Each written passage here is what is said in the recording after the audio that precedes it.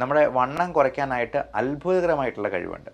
അപ്പം നമ്മൾ ഭക്ഷണത്തിന് മുൻപ് മരുന്ന് പോലെ കഴിക്കേണ്ട ചില സാധനങ്ങളാണ് ഈ പറഞ്ഞതെല്ലാം. നമ്മുടെ ഇൻറ്റസ്റ്റൈനും ആമാശയവുമെല്ലാം ഒരു ചൂല് പോലെ അടിച്ച് വൃത്തിയാക്കി നമ്മുടെ ഉള്ളിലെ ടോക്സിൻസ് എല്ലാം പുറന്തള്ളാനായിട്ടും സഹായിക്കുന്ന അത്ഭുത ഗുണങ്ങളുള്ള ചില പച്ചക്കറികൾ തന്നെയാണ്. നമ്മുടെ ഭക്ഷണത്തിൽ ഇത്തരത്തിൽ ശ്രദ്ധിക്കാൻ പറ്റില്ല എന്നുണ്ടെങ്കിൽ നമ്മൾ എന്താണ് ചെയ്യേണ്ടത്?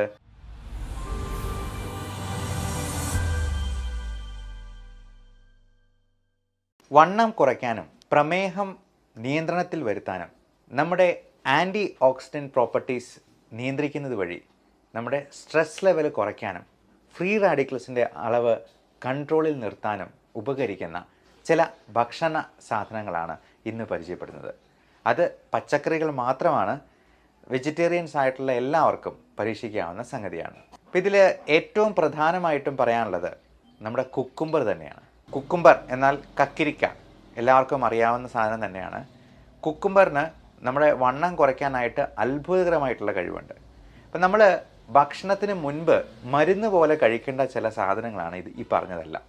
അതായത് കുക്കുംബർ, 2 പാവയ്ക്ക പോലുള്ള സാധനങ്ങൾ, 3 കോവയ്ക്ക പോലുള്ള സാധനങ്ങൾ, ഗാഡ് വിഭാഗത്തിൽപ്പെടുന്ന സ്നേക്ക് ഗാഡ് ആണെങ്കിലും ബിറ്റർ ഗാഡ് ആണെന്നുണ്ടെങ്കിലും എല്ലാം നമ്മുടെ വണ്ണം കുറയ്ക്കാനും ഷുഗർ ലെവൽ കുറയ്ക്കാനായിട്ടും ഗ്ലൈസിമിക് ഇൻഡെക്സ് കുറഞ്ഞു നിൽക്കുന്നത് കൊണ്ട് നമ്മുടെ ഷുഗർ നല്ല കൺട്രോളിലാക്കാനും ഏറ്റവും പ്രധാനം നമ്മുടെ ഇൻറ്റസ്റ്റൈനും ആമാശയവുമെല്ലാം ഒരു ചൂല് പോലെ അടിച്ച് വൃത്തിയാക്കി നമ്മുടെ ഉള്ളിലെ ടോക്സിൻസ് എല്ലാം പുറന്തള്ളാനായിട്ടും സഹായിക്കുന്ന അത്ഭുത ഗുണങ്ങളുള്ള ചില പച്ചക്കറികൾ തന്നെയാണ്.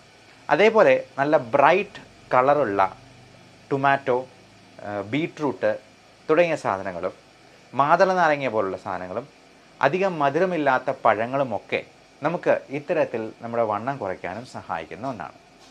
പലപ്പോഴും ഇത് നമുക്ക് ഭക്ഷണത്തിൻ്റെ കൂടെ കഴിക്കാനൊക്കെ അതിന് വലിയ ടേസ്റ്റൊന്നും ഇല്ലാത്തത് കൊണ്ട്, പാവയ്ക്കൊക്കെ ആണെങ്കിൽ കയ്പും കൂടെ ഉണ്ട്, അതുകൊണ്ട് കുട്ടികൾക്കും മുതിർന്നവർക്കും തന്നെയും ഇതൊക്കെ കഴിക്കാൻ ഭയങ്കര മടിയാണ്. അപ്പോൾ ഇങ്ങനെയുള്ള ആളുകൾക്ക് എന്ത് ചെയ്യാൻ പറ്റും? നമ്മൾ ആദ്യം പറഞ്ഞ പോലെ മരുന്ന് പോലെ കഴിക്കേണ്ട സാധനമാണ്. ഈ മരുന്ന് നമുക്ക് ഇഷ്ടമുണ്ടായിട്ട് കഴിക്കുന്നതല്ല, ഗുളികയെല്ലാം നമ്മൾ വിഴുങ്ങിക്കളയാണ് ചെയ്യുന്നത്.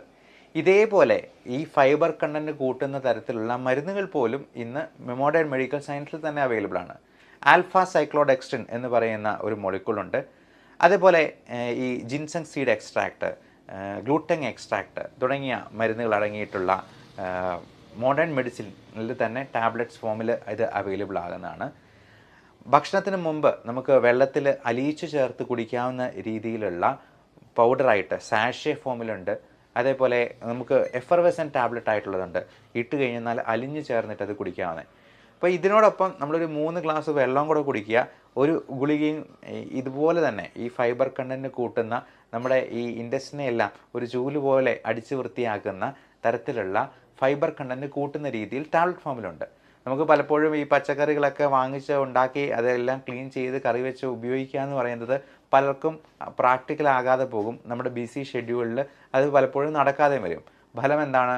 നമ്മൾ ഈ ചോറ് തന്നെ കഴിച്ച് വിശപ്പെടുക്കാൻ ശ്രമിക്കും. അത് നമ്മുടെ വണ്ണം വീണ്ടും വീണ്ടും കൂട്ടാനായിട്ടും ഇടയാക്കും. ഇനി നമ്മുടെ ഭക്ഷണത്തിൽ ഇത്തരത്തിൽ ശ്രദ്ധിക്കാൻ പറ്റില്ല എന്നുണ്ടെങ്കിൽ നമ്മൾ എന്താണ് ചെയ്യേണ്ടത്? നമുക്ക് ഇതിന് പ്രത്യേകമായിട്ട് ഒരു ശ്രദ്ധ കൊടുക്കാൻ നമുക്കൊരു പേഴ്സണൽ ഡയറ്റീഷ്യൻ്റെ ഹെൽപ്പ് സ്വീകരിക്കാം. അതേപോലെ നിങ്ങളുടെ ഡോക്ടറോട് ചോദിച്ച് അതിന് ആവശ്യമായിട്ടുള്ള നിങ്ങളുടെ ഈ ഡയബറ്റീസ്, കൊളസ്ട്രോൾ, അതുപോലെ ഹൈപ്പർ ടെൻഷൻ തുടങ്ങിയ പാരാമീറ്റേഴ്സ് എല്ലാം റൊട്ടീനായിട്ട് ഒരു 3 മാസം കൂടുമ്പോഴെങ്കിലും ഒന്ന് ചെക്ക് ചെയ്ത് അത്യാവശ്യം വേണ്ട ഇൻവെസ്റ്റിഗേഷൻസ് ചെയ്ത് അതിന് വേണ്ട മരുന്നുകളിൽ അത്യാവശ്യം അഡ്ജസ്റ്റ്മെൻറ്റ് നടത്തേണ്ട ആവശ്യകത ഉണ്ട്. അത് നമ്മുടെ ബിസി ഷെഡ്യൂളിൽ നമ്മൾ ജോലിയേക്കാൾ കൂടുതൽ ഇമ്പോർട്ടൻസ് കൊടുക്കേണ്ടത്. ഇപ്പോൾ പലപ്പോഴും മധ്യവയസ്സ് പിന്നിടുന്നതോടുകൂടി നമുക്കെല്ലാം ഈ പറഞ്ഞ മെറ്റബോളിക് സിൻഡ്രോമിൽ ഏതെങ്കിലുമൊക്കെ ഒന്ന് പിടികൂടാനായിട്ടുള്ള സാധ്യതയുണ്ട്.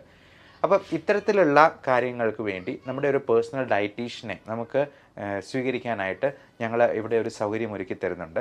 താഴെ കാണുന്ന വാട്സപ്പ് നമ്പറിൽ നിങ്ങൾക്ക് കോൺടാക്റ്റ് ചെയ്യാവുന്നതാണ്. വണ്ണം കുറയ്ക്കാൻ ആഗ്രഹിക്കുന്നവർക്ക് അപ്പം അത് നമ്മൾ രജിസ്ട്രേഷൻ ഫീസ് 1000 രൂപയാണ്. ഒരു മാസത്തേക്ക് കൃത്യമായിട്ടുള്ള ട്രെയിനിങ് പ്രോഗ്രാം ഉണ്ടാവും, ഡയറ്റ് ഉണ്ടാവും. അത് കൃത്യമായിട്ട് പാലിച്ചെന്നാൽ 100% വണ്ണം കുറയും. ഇനി കുറഞ്ഞില്ല എന്നുണ്ടെങ്കിൽ ആ പൈസ റീഫണ്ട് ചെയ്ത് നിങ്ങൾക്ക് തിരിച്ചു തരുന്നതാണ്. ഇത്തരത്തിലുള്ള കാര്യങ്ങളെക്കുറിച്ച് ഡോക്ടറോട് നേരിട്ട് കൺസൾട്ടേഷൻ വേണമെങ്കിലും ഓൺലൈൻ കൺസൾട്ടേഷൻ നമ്പർ 9567710073 എന്ന നമ്പറിൽ വാട്സപ്പ് ചെയ്യുക. അതിന് വേണ്ട ഡയറ്റും കാര്യങ്ങളും നമ്മൾ അവിടുന്ന് അയച്ചു തരുന്നതാണ്.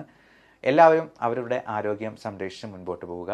ഇപ്പോൾ നമ്മൾ സാധാരണ എല്ലാവരോടും പറഞ്ഞു കൊടുക്കുന്ന ഒരു ചെറിയ ഡയറ്റും കൂടി, ഒരു ഡയറ്റ് പാറ്റേണും കൂടി ഞാൻ നിങ്ങളോട് ഷെയർ ചെയ്യുന്നു. നമ്മൾ രാവിലെ തന്നെ എണീക്കുമ്പോഴത്തേക്കും ചായ കാപ്പി അത് മധുരമില്ലാതെ പാലൊഴിക്കാതെ കുടിക്കുക എന്നുള്ളതാണ്. ഇപ്പം മധുരം ഉപയോഗിക്കാനായിട്ട് ഭയങ്കരമായിട്ടുള്ള താല്പര്യമുള്ളവർക്ക്, അതായത് അത് ഒഴിവാക്കാൻ ഭയങ്കര വിമുഖതയുള്ളവർക്ക് നമ്മൾ യാതൊരു സൈഡ് ഇഫക്റ്റും ഇല്ലാത്ത ഈ സസ്യജന്യമായിട്ടുള്ള ഒരു ഷുഗർ ഫ്രീ സ്വീറ്റ്നർ കൊടുക്കാറുണ്ട്. സ്റ്റീവിയ എന്നാണ് അതിനെ പറയുക. അത് ഒരു സസ്യത്തിൻ്റെ ഒരു ഇലയാണ്. അത് ഇലയായിട്ട് വേണമെങ്കിൽ നമുക്ക് കൊടുക്കാം. ഇനി ഇലയിൽ നിന്നുണ്ടാകുന്ന പഞ്ചസാര പോലെ തന്നെ ഇരിക്കുന്ന വൈറ്റ് പൗഡറായിട്ട് വേണമെങ്കിലും കൊടുക്കാം. ഇതിന് യാതൊരു സൈഡ് ഇഫക്റ്റും ഇല്ല. 100% വെജിറ്റേറിയൻ സോഴ്സ് ആണെന്ന്. നിങ്ങൾക്ക് വേണമെങ്കിൽ സ്റ്റീവിയ എന്ന് പറഞ്ഞൊന്ന് ഗൂഗിൾ ചെയ്ത് നോക്കുക. അതിൻ്റെ ഇമേജസ്, ആ സസ്യത്തിൻ്റെ ഇലയുടെ ഇമേജസ് പോലും നിങ്ങൾക്ക് കിട്ടുന്നതാണ്. അപ്പം ഇത് മധുരത്തെ നല്ല മധുരം കൊടുക്കും, പഞ്ചസാരയേക്കാൾ നല്ല മധുരം കൊടുക്കുന്ന ഒരു സംഗതി ആയതുകൊണ്ട് ഇതിന് യാതൊരു സൈഡ് ഇഫക്റ്റും ഇല്ല എന്നുള്ളതാണ് ഇതിൻ്റെ പ്രത്യേകത. നമ്മൾ ഈ പഞ്ചസാര ഒരു മാസം ഒഴിവാക്കിയെന്നാൽ തന്നെ നമുക്ക് എത്ര കാലറി ലാഭിക്കുക. ഒരു ദിവസം തന്നെ പഞ്ചസാരയിലൂടെ നമ്മുടെ ഉള്ളിൽ ചെല്ലുന്ന കാലറി ഒരു 300-400 വരെ ആയിരിക്കാൻ സാധ്യതയുണ്ട്. അപ്പോൾ ഈ ഓണം കഴിഞ്ഞതോടുകൂടി പായസമൊക്കെ കുടിച്ച് തന്നെ നമ്മുടെ 4-5 കിലോ കൂടിയിരിക്കാൻ സാധ്യതയുണ്ട്. അപ്പോൾ മധുരമില്ലാത്ത ഒരു ചായ അല്ലെങ്കിൽ കാപ്പി അത് ഒരു ഗ്ലാസ് നമുക്ക് കുടിക്കാവുന്നതാണ്. പാല് ഉപയോഗിക്കരുത് എന്ന് പ്രത്യേകം ഓർമ്മിപ്പിക്കുന്നു. ഇനി അഥവാ പാല് ഒരു തവണ ഉപയോഗിക്കുകയാണെങ്കിൽ പോലും അത് ഫാറ്റ് ഫ്രീ അല്ലെങ്കിൽ ടോൺഡ് മിൽക്ക് ഉപയോഗിക്കാനായിട്ട് ശ്രദ്ധിക്കുക. ഇനി 8 to 9 സമയത്ത് നമുക്ക് ബ്രേക്ക്ഫാസ്റ്റ് കഴിക്കാം. ഇപ്പോൾ ഇൻ്റർമീഡിയൻറ്റ് ഫാസ്റ്റിംഗ് ചെയ്യുന്നവരാണെങ്കിൽ വൈകുന്നേരം നേരത്തെ തന്നെ ഫാസ്റ്റ് സ്റ്റാർട്ട് ചെയ്യുക. ഒരു 5 മണി 6 മണിക്കെങ്കിലും അത്താഴം കഴിച്ച് അവസാനിപ്പിക്കുക. അതിനുശേഷം 0 കാലറി ഡയറ്റിലേക്ക് പോവുക. ഇപ്പം നമ്മൾ രാത്രി എത്രയും നേരത്തെ കിടന്ന് ഉറങ്ങുന്നതാണ് നല്ലത്. കാര്യം എത്ര ലേറ്റ് ആവുന്നോ അത്രയും കണ്ട് നമ്മൾ അടുക്കളയിൽ കയറി എന്തെങ്കിലും മധുരപലഹാരങ്ങളോ കാലറി കൂടിയ ഭക്ഷണ സാധനങ്ങളോ കഴിക്കാം. അപ്പോൾ രാവിലെ 8 മുതൽ 9 വരെയുള്ള സമയത്ത് ബ്രേക്ക്ഫാസ്റ്റ് കഴിക്കുക. അത് കൂടുതൽ പ്രോട്ടീൻ റിച്ച് ആയിട്ടുള്ള ഫുഡ് കഴിക്കുക. അപ്പോൾ പയർ മുളപ്പിച്ചത്, ബീൻസിൻ്റെ എന്തെങ്കിലും വർഗ്ഗങ്ങൾ, എഗ് വൈറ്റ് ആയിട്ടുള്ളത് കഴിക്കാം. പയർ മുളപ്പിച്ചത് ഹാഫ് കുക്ക്ഡ് ആയിട്ട് കഴിച്ചെന്നാൽ അതിലെ ന്യൂട്രിയൻസ് ഒട്ടും തനിമ ചോരാതെ നമുക്ക് കിട്ടും എന്നുള്ളതാണ്. എഗ് വൈറ്റ് 3 എണ്ണം കഴിക്കാം. കാർബോഹൈഡ്രേറ്റ്സ് പരമാവധി കുറയ്ക്കുക എന്നുള്ളതാണ് നമ്മൾ ഏറ്റവും പ്രധാനമായിട്ട് ശ്രദ്ധിക്കേണ്ടത്. നമ്മളെപ്പോഴും കാലറി ഡെഫിസിറ്റ് ഡയറ്റിലേക്ക് പോവാം. അപ്പോൾ കാർബോഹൈഡ്രേറ്റ് ഉപയോഗിക്കുന്നുണ്ടെങ്കിൽ തന്നെ അത് ഒരു പ്ലേറ്റിൻ്റെ 4/1 മാത്രമായിട്ട് ചുരുക്കാനായിട്ട് ശ്രദ്ധിക്കുക. അത് ഇപ്പോൾ അരിയുടെ ആണെങ്കിലും ഒരു ദോശയോ ഒരു ഇഡലിയോ മാത്രമായിട്ട്. ഇനി നല്ലപോലെ വണ്ണം കുറയ്ക്കണമെന്ന് ആഗ്രഹമുള്ളവർക്ക് ഈ കാർബോഹൈഡ്രേറ്റ്സ് പരമാവധി ഒരു 0 കാർബ്സ് എന്ന് പറയുന്നില്ലെങ്കിൽ പോലും 0യോട് അടുത്ത് നിൽക്കുന്ന നെഗ്ലിജിബിൾ ക്വാണ്ടിറ്റിയിലോട്ട് മാറുക എന്നുള്ളതാണ് ചെയ്യേണ്ടത്. ഒരു 11 മണി സമയത്ത് നമുക്ക് ഒരു ജ്യൂസ് കുടിക്കാം. അത് മധുരമില്ലാത്ത പഴത്തിൻ്റെ, അത് വാട്ടർമെലൺ ജ്യൂസ്, തണ്ണിമത്തൻ്റെ ആയിരിക്കാം, അല്ലെങ്കിൽ ഒരു പേരയ്ക്ക കഴിക്കാം. അധികം മധുരമില്ലാത്ത ഒരു ആപ്പിൾ അതിൻ്റെ ഒരു മുറിയായിട്ട് കഴിക്കാം. അധികം മധുരമില്ലാത്ത ഒരു പഴം പുഴുങ്ങിയത് കഴിക്കാം. അപ്പോൾ ഇത് നമ്മുടെ വിശപ്പിനെ ഒന്ന് അമർത്താനായിട്ട് നമ്മൾ ആ സമയത്തൊരു വടയോ അല്ലെങ്കിൽ ഒരു പഴംപൊരിയൊക്കെ കഴിച്ചെന്നാൽ അതൊരു ഊണിനേക്കാൾ കൂടുതൽ കാലറി ഉള്ളിലോട്ട് പോക്കും എന്നുള്ളത് പ്രത്യേകം ഓർക്കുക. അതുപോലെ റോബസ്റ്റ പഴമാണെങ്കിൽ നമുക്ക് അധികം പഴുത്ത് പോകാത്ത, അധികം മധുരമില്ലാത്ത രീതിയിലുള്ള പഴം ഉപയോഗിക്കാനായിട്ട് ശ്രദ്ധിക്കാം. ഒരു 12:30-1 മണിയാവുന്ന സമയത്ത് നമുക്ക് ലഞ്ച് കഴിക്കാം. അതിൽ കൂടുതലും വെജിറ്റബിൾ അവിയലായിട്ടും സാമ്പാറായിട്ടും തോരനായിട്ടും പയറ് തോരനായിട്ടും ഒക്കെ ഉൾപ്പെടുത്തുക. ഫിഷ് കറി ആയിട്ട് കഴിക്കുക. ചിക്കൻ ആണെങ്കിലും കറി വെച്ച് കഴിക്കുക. അത് ഫാറ്റ് ഫ്രീ ആയിട്ടുള്ള ചിക്കൻ, നമ്മൾ റെഡ് മീറ്റ് പരമാവധി ഒഴിവാക്കാൻ തന്നെയാണ് പറയുക. ബീഫ്, മട്ടൺ, പോർക്ക് തുടങ്ങിയ സാധനങ്ങളും സീ ഫുഡ് ഐറ്റംസും പരമാവധി കുറയ്ക്കുക. ഫിഷ് എന്ന് പറയുമ്പോൾ തുണ്ടമീനല്ല ഉദ്ദേശിക്കുന്നത്. അയല, മത്തി, കൊഴുവ പോലുള്ള ചെറുമീനുകളാണ് ഏറ്റവും നല്ലത്. അത് കഴിവതും ഫ്രൈഡ് ഐറ്റംസ് കുറച്ച് കറി വെച്ച് തന്നെ കഴിക്കാൻ ശ്രദ്ധിക്കുക. 4-4:30 ആവുന്ന സമയത്ത് ബ്ലാക്ക് ടീ അല്ലെങ്കിൽ ബ്ലാക്ക് കോഫി കഴിക്കാവുന്നതാണ്. കൂടെ ഈ പറഞ്ഞ പോലെ എന്തെങ്കിലും ഫ്രൂട്ട് ഐറ്റംസോ അല്ലെങ്കിൽ അധികം കാലറി ഇല്ലാത്തതോ ആയിട്ടുള്ളൊരു സ്നാക്ക് കൂടെ കഴിക്കാനായിട്ട് ശ്രദ്ധിക്കുക. നമുക്ക് ഹോൾ ഗ്രെയിൻ ബ്രെഡായിട്ട് കിട്ടും. നല്ല തവിടോട് കൂടിയ, ഇപ്പം മില്ലറ്റ്സ് പോലുള്ള ധാന്യങ്ങൾ കൊണ്ടുള്ള, ചോളം പോലുള്ള അതുകൊണ്ടുള്ള പുട്ടോ ദോശയൊക്കെ ഉണ്ടാക്കി അതിൽ നല്ല തവിടുണ്ട് എന്നുള്ളത് കൊണ്ട് തന്നെ അതിലെ കാലറി കണ്ടന്റ് വളരെ കുറവായിരിക്കും. പണ്ടൊക്കെ ഈ മൂത്ത കുട്ടികൾ ഇളയ കുട്ടികളോട് പറയായിരുന്നു നിന്നെ തവിട് കൊടുത്ത് വാങ്ങിച്ചതാണെന്ന്. പക്ഷേ ഇപ്പോൾ അവരോട് തിരിച്ചു പറഞ്ഞുള്ളത് തവിടിന് കൂടുതൽ പോഷകമൂല്യമുണ്ട്, തവിടിന് ഒരുപാട് ആൻറ്റി ഓക്സിഡൻറ്റ് പ്രോപ്പർട്ടീസ് ഉണ്ട്. അതുകൊണ്ട് തവിടാടാ അരിയേക്കാൾ കൂടുതൽ നല്ലത് എന്ന് വേണമെങ്കിൽ തിരിച്ച് വീമ്പ് പറയാം. 7 മണി മുതൽ 8 മണി വരെയുള്ള സമയത്തെങ്കിലും നമ്മൾ അതിനോടകമെങ്കിലും ഡിന്നർ കഴിച്ച് തീർക്കാനായിട്ട് നോക്കുക. ഇപ്പം ജോലിയൊക്കെ കഴിഞ്ഞ് പോയിട്ടുള്ളവർക്ക് 7 മണിയോടുകൂടി ഡിന്നർ കഴിക്കാൻ പറ്റുള്ളൂ എന്നുള്ളതുകൊണ്ടാണ്. ഇൻ്റർമീഡിയൻറ്റ് ഫാസ്റ്റിംഗ് ചെയ്യാൻ പറ്റുവാണെങ്കിൽ ഒരു 5 മണി 6 മണി മാക്സിമം അതിനോടകം ഭക്ഷണം കഴിച്ച് അവസാനിപ്പിക്കാനായിട്ട് ശ്രദ്ധിക്കുക. അതിനുശേഷം ഇപ്പം വെള്ളമായിട്ടോ അല്ലെങ്കിൽ ഗ്രീൻ ടീ ആയിട്ടോ നമുക്ക് കുടിക്കാവുന്നതാണ്.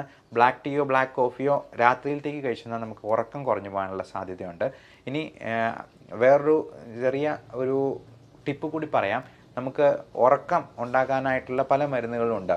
ഈ അലർജിയുടെ ലിവോസിട്രസിൻ മുതൽ പല പെയിൻ കില്ലേഴ്സിനും മറ്റ് പല മരുന്നുകൾക്കും ഉറക്കം വരുന്ന ഒരു സൈഡ് ഇഫക്റ്റ് ആയിട്ടുണ്ടാകും. നമുക്കതിനെ പോസിറ്റീവായിട്ട് ഒന്ന് മോഡിഫൈ ചെയ്ത് ഉപയോഗിക്കാം.